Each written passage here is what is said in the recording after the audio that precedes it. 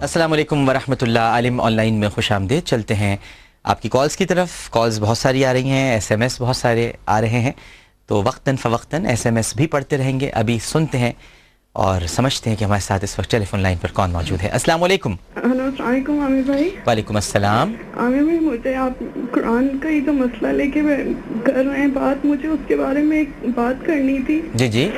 عامر بھائی, آج سے 6 مہینے پہلے میرے گھر میں ایک مسئلہ اٹھا تھا نا, میری نند نے اٹھایا تھا مسئلہ نا. جی جی. تو اس کے لیے میرے ہسبینڈ نے میری جھولی میں قرآن ڈال دیا تھا نا, کہ اس کے اوپر ہاتھ رکھ کے مجھے بتاؤ جو جو میں پوچھتا ہوں نا, کہ تمہارا میرے علاوہ اور تمہاری زندگی میں کوئی مرد ہے یا نہیں ہے نا. عامر بھائی, میں نے اسے ہر چیز سچ سچ بتائی تھی قرآن پہ ہاتھ رکھ کے نا, لیکن اس کے بعد ان لوگوں نے قرآن کو بھی جھٹلا دیا. میری نند نے کہا کہ قرآن مصلحتاً بھی اٹھا لیتے ہیں نا, جبکہ میں نے قرآن اٹھایا نہیں تھا. انہوں نے خود میری جھولی میں ڈالا تھا, اور آج 6 مہینے ہو گئے میری زندگی انہوں نے عذاب بنائی دی ہے. تو اب 6 مہینے اب اس بات کو ہو گئے اب, اور وہ کسی طرح سے آپ کی بات ایکسیپٹ کرنے کو تیار نہیں. وہ کہتے ہیں کہ نہیں, تم نے یہ گناہ کیا ہے, میری بہن نے کہا ہے تم گناہ گار ہو. میں نے ان کو یہ بھی کہا کہ اگر آپ سمجھتے ہیں تو مجھے سزا دے دو جو دینا چاہتے ہیں. نہیں, کیوں آپ کہتی ہیں کہ جب آپ نہیں ہیں گناہ گار تو یہ کیوں کہتی ہیں کہ مجھے سزا دے دیں؟ میں بہت تکلیف میں, میں نے 20 سال ان کے ساتھ جس تکلیف میں گزارے ہیں, جس اذیت میں گزارے, اب مجھ سے یہ الزام برداشت نہیں ہوتا. اچھا, آپ سنیے میری بہن, میں ڈاکٹر شکیل اوج صاحب سے اس کا جواب بھی معلوم کرتا ہوں, اور اگر وہ آپ کے گھر والے لوگ سن رہے ہیں تو کم از کم ان آنسوؤں کی صداقت کو تو سمجھنے کی کوشش کریں, اور اس کے پیچھے چھپے ہوئے کرب کو اور درد کو تو محسوس کریں جو ان خاتون کے لہجے سے اس وقت جھلک نہیں رہا ہے بلکہ ٹپک رہا ہے. تو اس ٹپکتے ہوئے آنسوؤں کو تو سنبھالیں, کیونکہ آنسو اگر بول پڑے روز حشر تو پھر کہیں جائے پناہ نہیں ملے گی. ڈاکٹر صاحب, ان کا کیس جو ہے وہ کچھ نوعیت کا ہے کہ قرآن شریف انہوں نے خود سے نہیں آفر کیا بلکہ کسی نے ڈال دیا. تو ظاہر ہے کہ پھر انہوں نے مطلب جبری حالت تھی اس وقت, انہوں نے جو بھی بات جو مطلب صحیح سمجھی ہوگی بیان کر دی, یا جیسا کہ واقعہ ہوگا. لیکن جن لوگوں نے قرآن شریف کو بنیاد بنایا تھا کہ یہ ایک ایسی چیز ہے جو فیصلہ کن ہے, ڈیسائسو ہے, جب انہوں نے اس کو قرآن کو اٹھا کر ایک بات کہہ دی تو میں سمجھتا ہوں کہ پھر ان کو اس کی لاج رکھ لینی چاہیے کہ جب قرآن شریف کو بیچ میں لائے تو جب اس نے جو کچھ کہہ دیا اب آپ اس کو ایکسیپٹ کریں, خواہ صحیح کہا یا غلط کہا. جو بھی لت پڑنی ہے, لعنت آنی ہے, کوئی یعنی کوئی سزا ملنی ہے, کوئی خدا کی طرف سے کوئی پنشمنٹ ہونی ہے, بس اس کو قرآن کے بعد تو بات ختم ہو جانی چاہیے. یہ کیا بات ہوئی کہ قرآن شریف کو اٹھانے کے بعد ایک خاتون جو ہے اپنی برات ظاہر کرتی ہیں, اور اس کے بعد آپ کہتے ہیں لوگ تو مصلحتاً اٹھا لیتے ہیں, تو پھر آپ نے یہ رکھا کیوں تھا؟ انہوں نے تو نہیں کہا. قرآن مجید کی توہین کے مرتکب ہو رہے ہیں کہ ایک طرف تو قرآن شریف کو بنیاد بنانا چاہتے ہیں کہ بھئی اس اپنی مرضی کا ہمارا فیصلہ آنا چاہیے. آپ قرآن اٹھا دیا, گویا اب آپ خوفزدہ مطلب ہو جاؤ, اور جو اصل باتیں بتلاؤ جو ہم چاہتے ہیں سننا. اب ایک بندے نے قرآن اٹھا کر ایک بات بتلائی ہے, اب آپ اس کو وہ مطلب مان لو, ٹھیک ہے, اور فیصلہ اللہ پہ چھوڑیں. یہ تو قرآن شریف کی توہین ہے. ٹھیک. عبداللہ قادوانی صاحب کال بھی آئی.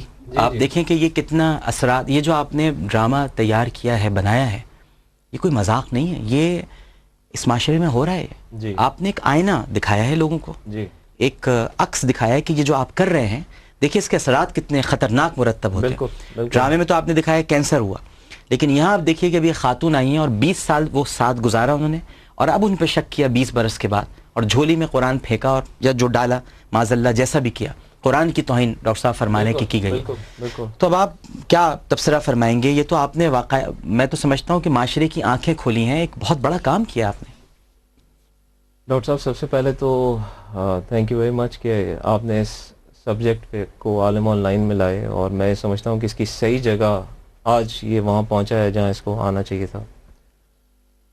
سب سے پہلی بات تو یہ ہے کہ یہ اسکرپٹ جب ہمایوں نے اور بابر نے مجھ سے ڈسکس کیا, کیونکہ میرے ذہن میں ہمیشہ سے ایک بات تھی جو میں دیکھتا تھا, سوچتا تھا, اور مجھے اس کا جواب نہیں ملتا تھا, اور وہ یہ تھا کہ لوگ قرآن پاک کو ایک ایسی اللہ پاک کی کتاب جس کا اللہ پاک نے خود حفاظت کا وعدہ فرمایا ہے, اپنی دنیا پرستی کے لیے, اپنے ایگوز کی سیٹسفیکشن کے لیے اس قرآن پاک کو وہ بیچ میں لے کر آتے ہیں. ٹھیک ہے, اس کو مطلب اپنے جھوٹ کو سچ بنانے کے لیے اس کو بیچ میں لے کر آتے ہیں. آپ کسی کورٹ میں چلے جائیں, کسی کچہری میں چلے جائیں, روز روزمرہ کے ہمارے معاملات میں لے آئیں, میں تو سب سے پہلا سوال یہ کرتا ہوں کہ قسم اٹھانے کی ضرورت کیا ہے, اور اگر آپ اٹھاتے ہیں تو قرآن پاک, اس کی قسم آپ اٹھائیں گے؟ یعنی آپ اتنے بڑے ہو گئے ہیں کہ اب آپ قرآن پاک کو بیچ میں لائیں گے, اور اس کے بعد آپ اتنے بڑے ہو گئے ہیں کہ آپ قرآن پاک کو جھٹلائیں گے. سب سے پہلی بات یہ ہے کہ اس معاشرے میں جو بدکاریاں برائیاں اس قدر پھیل چکی ہیں کہ ہوتا یہ ہے کہ اب ہم نے اللہ پاک اور رسول اکرم صلی اللہ علیہ وسلم کے فرمانوں سے لڑنا شروع کر دیا, اور اب جو اللہ اور رسول کے فرمان سے ان کے احکامات سے جنگ کرے گا, ذلت اس کا مقدر ہے. بے شک. اور جب یہ ڈرامہ شروع ہوا, اور میں عمیرہ احمد کو my hats off to that writer, جی بہت خوبصورت لکھا ہے, out of this world lady, ٹھیک ہے نا, مطلب وہ والی بات ہے کہ جو اسکرپٹ ہے, سمجھ لیں کہ ان کی زندگی میں جتنی چیزیں اور جو جس قسم کی اسکرپٹ لکھ رہی ہیں, بیسیکلی ان کی لائف ہی اس چیز کا کرکس ہے پورا, ٹھیک ہے نا. اور انہوں نے مجھے آج ایسی باتیں بتائیں, جب میں نے ان کو فون کیا, ان کے اپنے ریزنس ہیں کہ وہ پروگرام میں آتی نہیں آتی, وہ لائیو کالز پہ نہیں آتی ہیں, تو اس بارے میں بھی بات ہوئی ہے, میں اس پہ بھی بات آپ کو کرنا چاہوں گا. لیکن again coming back to that کہ جب ہمایوں نے, کیونکہ ظاہری بات ہے اس کا سہرا جتنا میرے سر ہے اتنا ہمایوں کے سر بھی ہے, تو جب انہوں نے یہ اسکرپٹ ڈسکس کیا تو میں نے یہ کہا کہ جی ہماری سوشل اینڈ مورل رسپانسبلٹی ہے کہ ہم اپنے معاشرے میں ایک اویئرنیس تو پیدا کریں, لوگوں کو سوچنے میں مجبور تو کریں, اصلاح تو کریں, ان کی اصلاح تو کریں. ٹھیک ہے, قرآن پاک تو آج شاید اس لیے ہے کہ ہم کسی اونچی جگہ پہ رکھ کے روز دیکھتے ہیں کہ ہاں یار ہمارے گھر میں قرآن پاک ہے, ہم نے برکت کے لیے رکھا ہے, تلاوت کرنے کی تو ہمیں توفیق ہی نہیں ہے. کسی بچی کی شادی ہے, کسی گھر میں جو شادی ہوتی ہے, اس کے سر پہ ہاتھ رکھ کے, اس کے قرآن پاک کو سر پہ رکھ کے ہم رخصت کر دیتے ہیں. ہم سمجھتے ہیں قرآن پاک کا رول جو ہے وہاں پہ ختم ہو گیا. اب اللہ پاک کی وہ عظیم کتاب جس کے اللہ پاک نے خود حفاظت کا وعدہ فرمایا, اور آپ دیکھیں اس سیریز آف ایونٹس جو ہوتے رہے ہیں اس کے بعد اسلامک ویلیوز میں ہی آپ دیکھ لیں, اس کے باوجود آج ہم جو ہے وہ نہ ہم خوف خدا ہے ہمارے اندر, نہ ہمارے اندر کوئی اور اس قسم کی ویلیوز رہ گئی ہیں. اور اب جس قسم کا ان خاتون کا فون ہے, آپ یقین کریں ملینز آف ہٹس ہیں, ملینز آف امپریشنز ہیں, اور اس وقت تک ہزاروں ای میل ہیں, مطلب اسپیسیفک اگر میں ہو جاؤں تو 66,000 پلس ای میلز آئی ہیں. جتھا تو میرے پاس بھی ایک موجود ہے, جی بے انتہا ای میلز ہیں. تو ان میں اب جب یہ ساری چیزیں ہوئی ہیں تو پتہ یہ لگا ہے کہ جی ہم نے جو چیز, ہم نے اویئرنیس پیدا کرنے کی کوشش کی, ہم نے جو سوچ پیدا کرنے کی کوشش کی اس معاشرے میں, وہ تو ایک ریگولر ہیبٹ بن گئی ہے. آج میری عمیرہ سے جب بات ہوئی تو انہوں نے کہا کہ جی میں بچپن میں جب اپنے ماں باپ کے ساتھ کہیں جاتی تھی یا اپنے پیرنٹس کے ساتھ میں روم اراؤنڈ کرتی تھی, تو میرے سامنے جب اس قسم کے انسیڈنٹ آتے تھے یا عورت کو مارا جاتا تھا, سنسار کیا جاتا تھا, تو میں یہ سمجھتی تھی کہ یہ ون آف ایونٹ ہے. اس کے بعد کہنے لگی کہ یہ ریگولر انسیڈنٹس میرے سامنے آتے رہے, اور پھر مجھے اس چیز نے سوچنے میں مجبور کر دیا کہ ہمارے ہاں تو یہ کلچرلی ہم نے اس کو اپنا حق سمجھ لیا ہے, اپنی اتھارٹی سمجھ لی ہے کہ ہم نے عورت کو نہ صرف مارنا ہے بلکہ سنسار کرنا ہے. تو یہ جو سوچ ہے اور یہ جو اسکرپٹ ہے, یہ بہت سارے ایونٹس کا ایک کرکس ہے. بالکل صحیح, ٹھیک ہے, جہاں اتنی ساری چیزیں ہوئیں, اور اس کے بعد ظاہری بات جب سیریز آف ایونٹس ہوتے ہیں, کیونکہ بہت سارے لوگ ان کو فون کرتے ہیں کہ جی یہ کس کی کہانی ہے, آپ کے ننیال میں ہوئی ہے, ددیال میں ہوئی ہے, دوستوں میں ہوئی ہے, تو وہ کہتی ہیں کہ ایک گھر کی کہانی نہیں ہے, یہ بہت سارے گھروں کی کہانی ہے. اور بات یہ ہے کہ ڈرامہ, ٹھیک ہے نا, ہم لوگ مطلب ڈرامے کو میں یہ سمجھتا ہوں کہ ایک آبجیکٹ. ایک کال لے لوں میں. السلام علیکم. السلام علیکم. جی وعلیکم السلام. عامر بھائی, جی میں آپ سے اپنی بات کرنا چاہ رہی ہوں. جی. کہ with in month of marriage میرے ہسبینڈ نے مجھے ڈیورس کر دیا. جی جی. لیکن اس طرح سے کیا کہ مجھے جھوٹ بول کے اس نے اور سب کچھ قسم کھائی, اور قرآن پاک کی قسم کھائی, اور کہا کہ میں تمہیں کبھی نہیں چھوڑوں گا, تو میرے ساتھ صرف پاکستان چلو. مجھے شادی کے فوراً بعد وہ لندن لے گیا تھا, ٹھیک ہے. لیکن جیسے ہی مجھے وہاں پہ ٹی بی ڈائگنوز ہو گئی, ود ان منتھ مجھے ٹی بی ڈائگنوز ہو گئی, تو وہ مجھے واپس جھوٹ کی بیس پہ پاکستان واپس لے کے آیا. مجھے اس چیز کی سمجھ نہیں آتی, 2 سال ہو گئے ہیں, اب فیبرری میں اس نے نئی شادی کر لی ہے. مجھے اس چیز کی سمجھ نہیں آئی آج تک. میں یہ ڈرامہ دیکھتی ہوں تو ہر ہفتے میں میں اتنا روتی ہوں کہ مجھے کچھ سمجھ نہیں آتی ہے کہ کیا ایسا اس شخص کے ساتھ بھی ہوگا جس نے میرے ساتھ اس طرح کیا ہے.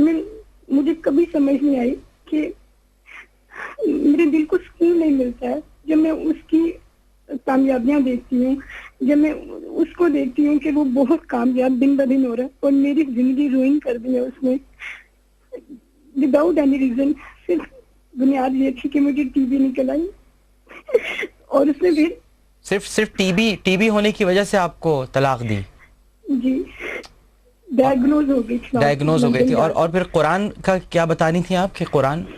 اور اس نے اسے جھوٹ بولا کہ میری امی کی طبیعت خراب ہے, وہ مجھے واپس پاکستان لے کے آیا اور قسمیں کھائیں, وعدے کیے اور قرآن پاک کی قسمیں کھائیں کہ میں تمہیں کبھی نہیں چھوڑوں گا, تم صرف پاکستان رہو, لیکن واپس جاتے ہی مجھے ڈیورس کر دیا. میری بہن ہم بات کرتے ہیں, سمجھ نہیں آتی وہ ہر چیز ہے اس کے پاس.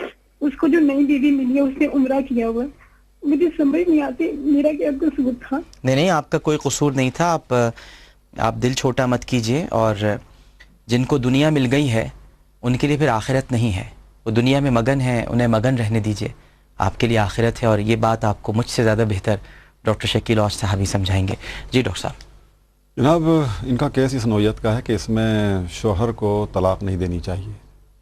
ویسے تو شوہر کا حق ہے کہ وہ اپنی بیوی کو چھوڑ سکتا ہے, لیکن اس کی کوئی ایسی مطلب سالڈ بنیاد ہو جس پر اس کو چھوڑنا. اور ایسے بھی ڈاکٹر صاحب حق نہیں ہے کہ جب جی چاہ چھوڑ دیا. آپ کو تو پتہ ہے طلاقوں پہ حضرت عمر کا کتنا سخت رد عمل تھا. اور جب یہ تو زیادہ ہمدردی کی مستحق ہو گئی خاتون اس بنیاد پر کہ وہ آپ کی شریک حیات ہیں, اور اب ایک مرض ان کو جو ہے وہ ڈائگنوز ہو گیا ہے. اب آپ کی ذمہ داری تھی کہ ان کی تیمارداری کرتے, ان کا علاج کراتے, نہ یہ کہ آپ اس کو بالکل تنہا چھوڑ دیتے اور زیادہ نزدیک درگور کر دیتے. تو ان کے ہسبینڈ نے ان کے ساتھ بہت ظلم اور زیادتی کی ہے, اس میں کوئی شک نہیں ہے. اور مطلب ایسا اب یہ جو کہتی ہیں میرے ساتھ ہی ایسا کیوں ہوا, تو آپ تھوڑی تسلی کے اب ظاہر ہے کہ دیکھیں بات پھر وہی ہے کہ اللہ تعالیٰ سے لو لگانا چاہیے. اصل میں اللہ بذکر اللہ تطمئن القلوب والی بات ہے کہ اللہ کے ذکر سے, اس کی یاد سے آدمی کو سکون ملتا ہے. فاذکرونی اذکرکم واشکروا لی ولا تکفرون. بے شک. لیکن ان کو پھر رہ کر اس بات کا احساس ہوتا ہے کہ اس نے اپنا دوسرا ایک گھر بسا لیا اور پھر اس کا ہو کے رہ گیا. ظاہر ہے کہ پرانی یادیں جب ان کو آتی ہوں گی تو ان کو خیال تو آتا ہوگا کہ میں آج اس حال میں پہنچ گئی, اور وہ ترقیوں پہ ترقیاں کر رہا ہے, جیسا کہ انہوں نے کہا بھی میں تو تباہ و برباد ہو گئی, اور وہ آگے کی طرف جا رہا ہے. تو اصل میں اس طرح کے رویے لوگوں کو زیادہ توقعات لوگوں سے وابستہ کرنی ہی نہیں چاہیے. بات اصل میں یہ ہے کہ ہم حسن ظن اور سوء ظن دونوں کے مخالف ہیں. حسن ظن اس معنی میں کہ آپ کسی کے اوپر بہت زیادہ اگر اعتبار کر لیں تو آپ کو پھر دھوکہ ہو جائے گا, پھر بہت افسوس ہوگا, پھر آپ خود کو سنبھال نہیں پائیں گے. اور سوء ظن اس لیے منع ہے کہ وہ غلط ہے, اور اجتنبوا, بڑی اچھی بات ہے, اللہ پاک کا حکم ہے. یعنی سوء ظن بھی نہیں ہونا چاہیے اور حسن ظن بھی زیادہ نہیں, مطلب ہر چیز حد میں رہے. یوں کہا جائے نا کہ حد میں رہ کر ہر چیز ہونی چاہیے. بالکل ٹھیک. دیکھیے عبداللہ قادوانی صاحب کہ آپ کا ڈرامہ جو اس وقت لوگ دیکھ رہے ہیں انہیں اپنی کہانی نظر آ رہی ہے, جو جھوٹی قسمیں لوگ کھا رہے ہیں. یعنی آپ ان کے شوہر کو دیکھیے کہ انہوں نے قرآن پر ہاتھ رکھ کر قسمیں کھائی, میں تمہیں نہیں چھوڑوں گا, اور انہیں چھوڑ دیا صرف ٹی بی ڈائگنوز ہونے. بالکل. جبکہ تو ساتھ دینا چاہیے تھا. حضرت ایوب کی بیوی ساتھ دیا تو کتنا بڑا مقام ہے ان کی اہلیہ کا کہ ان کی بیماری میں ساتھ دیا, اور یہ اپنی بیوی کا ساتھ چھوڑ گئے. ڈاکٹر صاحب میں حیران ہوں, مجھے تو سمجھ نہیں آتی کہ مطلب پریکٹیکلی, مطلب ایک میں چھوٹی سی آپ کو مثال دوں, جب ہم کوئی ایکسیڈنٹ دیکھتے ہیں تو ہم کتنی توبہ کرتے ہیں جی کہ ہم تو تیز گاڑی نہیں چلائیں گے, ہم یہ نہیں کریں گے, ہم وہ نہیں کریں گے. قبرستان جاتے ہیں, کسی کو دفناتے ہیں, ہم کہتے ہیں بھئی ہم نے اینڈ میں تو یہیں آنا ہے, اس کے بعد ہم توبہ کرتے ہیں. لیکن وہ توبہ جو ہے نا آدھے گھنٹے کی کیوں ہوتی ہے, وہ توبہ 15 منٹ کی کیوں نہیں ہوتی, وہ 15 منٹ کی کیوں ہوتی ہے, وہ ساری زندگی کے لیے کیوں نہیں ہوتی. اب یہ جو چیز ہے, اب قرآن پاک کی جو نصوح کیوں نہیں ہوتی. جی ہاں, قرآن پاک کی جو جھوٹی قسم ہے, آپ یقین کریں, میں آپ کو اب کیسے ایکسپلین کروں, مطلب میرے تو رونگٹے کھڑے ہو رہے ہیں اس بات کو صرف کرتے ہوئے کہ جس وقت یہ سیریل کی اس پرٹیکولر سین کی ریکارڈنگ ہو رہی تھی, ہاں وہ جو قرآن پہ ہاتھ رکھنے کا, جی سمینہ پیرزادہ صاحبہ کا ہاتھ اس طرح کانپ رہا تھا. سارے آرٹسٹ کو اگر آپ اس وقت دیکھتے نا, آپ کہتے یار اگر ان کو میں نے کاٹ دیا تو شاید کسی میں خون بھی نہیں نکلے گا. اتنے سارے ڈرے ہوئے سہمے ہوئے. جو کیمرہ مین تھا وہ کہتا تھا خدا کے واسطے رک جائیں, جو ڈائریکٹر تھا بابر جاوید وہ کہتا تھا مجھے 1 منٹ دے دیں.